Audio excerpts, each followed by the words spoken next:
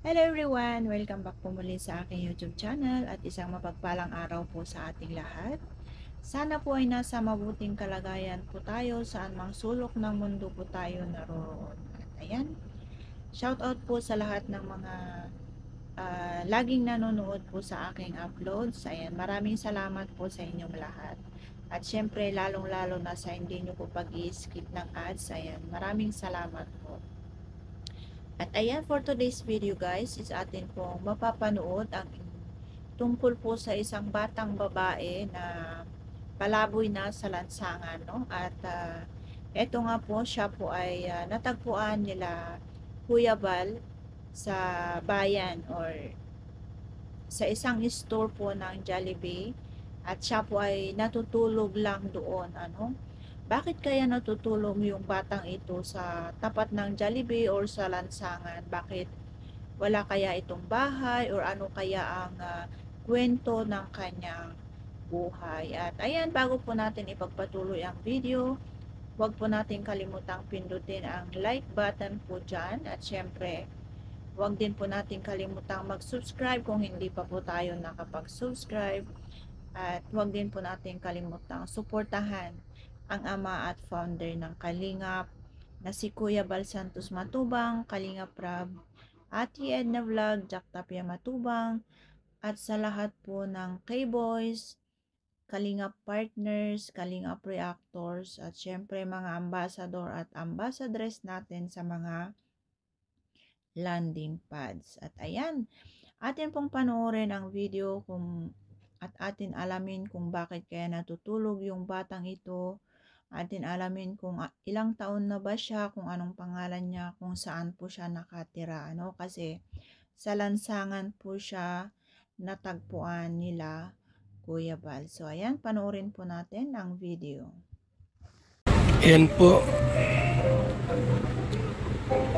Wawa naman ito.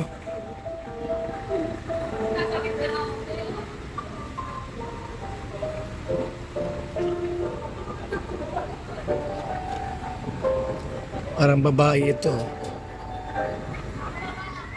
Parang babae po mga kaibigan. Dahil sa short at suot. Ni! Shh! Ni! Hoy!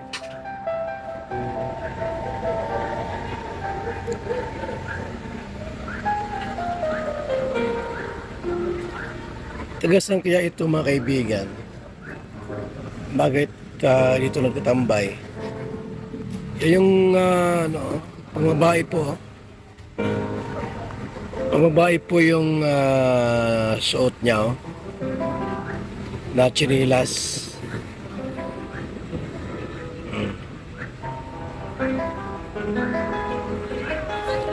Ibig sabihin po,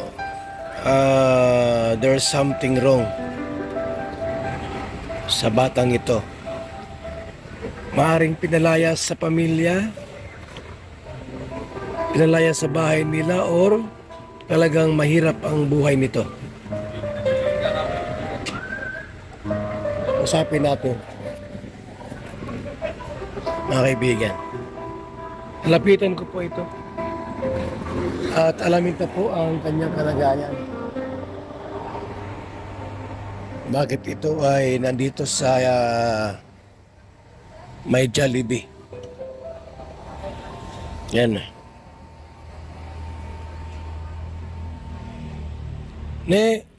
Shh! Hoy! Ikaw uwi! Hoy! Braso! Nantok ka na! Oh, braso! Baho! Saan na uwi? Ano pangalan mo ni? Ano pangalan mo? Ha? Ha? Ha? Ano pangalan mo nga? Ha? Ha? Lira. Ha? Lira. Clara? Ilang taon ka na? 15? Ang liit mo. Saan ang bahay niyo dito? Narito. Masama ako doon. Ha? Alamin ito ang buhay nito mga kaibigan. Kung ano natin may tulong sa batang ito, baka ito ang gigiskwela. Di na nag-eskwela? Di na? May problema ka sa inyo? Mamaya pa ko. Ha? Mamaya pa. Ilang ka magkakapatid? Ba't sa papa mo? Ha? Wala na. Nanay mo? Saan nakatira? Sa ate na lang. Ha? Sa ate ko na lang. Ate? Sino ang ate? Sa ate ko po. Nako. Wawa ka naman. Lagay mong gayaan. Hindi ka na mauwi sa inyo? So, mga po. Anong oras? Nagpapalado po. Ha? Anong oras yun? Dito ka gabi-gabi? Ha? Pambihirang bata ito. Mamaya pa sa mamaya kung ano mangyari sa'yo dito. Babae ka pa naman. Wala ka sariling bahay, mayroon? Ha? May bahay ka? Anong bahay yun? Sa ate ko. Ate? Anong barangay? Sabang. Ha? Sabang. Purok? Sa Sabang ho. Anong purok? Ha? Ano yun? Sinasakay mo? Lakad lang? Malayo? Kano pamasahe? Ha? 15. Batang ito.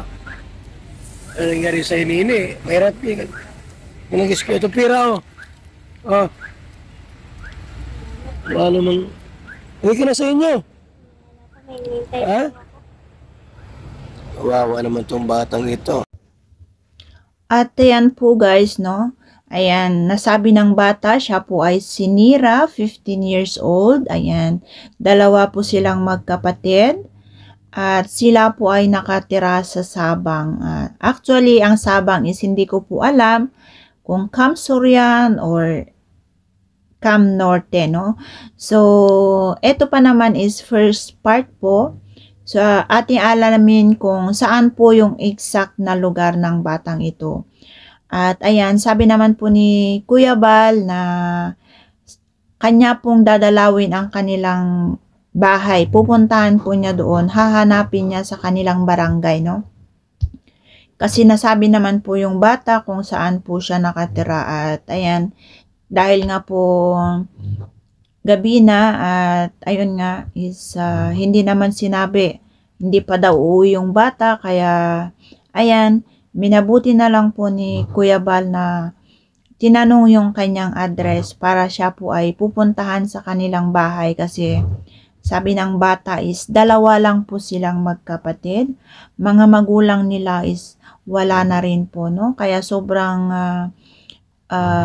nakakaawa yung bata. Kaya siguro siya ngayon nagpalaboy-laboy or siguro nanghihingi sa labas. Kaya doon lang po siya natutulog sa may Jollibee. Kasi minsan po, yung mga mabubuting tao rin po kasi is pag may nakikita silang ganyan, binibigyan po nila yan ng pagkain, no? Binibigyan ng pera. Kaya po siguro siya doon natambay. At ayun nga ay nadatnan po siya na tulog nila Kuya Bal, no? Ginising pa nga ito ni Kuya Bal at ayan, binigyan din po niya ng pera at sana po is mabalikan po ito ni Kuya Bal. Pero for sure naman, pag nangako naman po si Kuya Bal is kanya pong tutuparin. At ayan po guys, atin pong abangan ang next update po sa batang ito, no? Ayan, maraming salamat. Bye-bye and God bless.